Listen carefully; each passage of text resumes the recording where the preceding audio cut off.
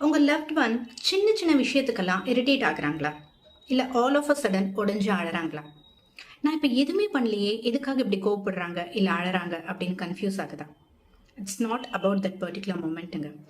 கொஞ்ச நாளாகவே அவங்களுக்குள்ள ஏதோ சில ஃபீலிங்ஸை சொல்ல முடியாமல் சப்ரெஸ் பண்ணி வச்சுக்கிட்டு அதோடு அவங்க ஸ்ட்ரகிள் பண்ணிட்டு இருக்கிறதுக்கான எஃபெக்ட் தான் அது. ஸோ அந்த கேஸில் நீங்கள் செய்ய வேண்டியதெல்லாம் அவங்க கூட கொஞ்ச நேரம் உட்காந்து பேசணும், ஜெனுவனாக லிசன் பண்ணணும், அவங்க வெண்ட் அவுட் பண்ணுறதுக்கு ஹெல்ப் பண்ணணும். நான் இருக்கேன் உனக்கு அப்படின்னு அவங்கள எமோஷ்னலி சேஃபாக ஃபீல் பண்ண வைக்கணும். Once they feel seen, hurt and understood, அவ்வளோதான், நார்மல் ஆயிடுவாங்க லைக் மேஜிக்.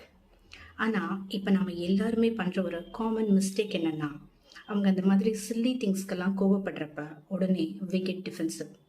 நான் என்ன பண்ணேன்னு நீ இப்போ என்ன கத்துற அப்படின்னு, என்ன ஹர்ட் பண்ணுற அப்படின்னு நம்மளை பற்றி மட்டும்தான் யோசிப்போம். இல்லை அவங்க அப்படி சின்ன விஷயத்துக்கெல்லாம் அழறப்போ உடனே ட்ராமா பண்ணுற, சீன் போடுற அப்படின்னு அவங்கள இன்னமும் ஹர்ட் பண்ணுவோம். ஒரு சிம்பிள் ஹேக் சொல்கிறேன்.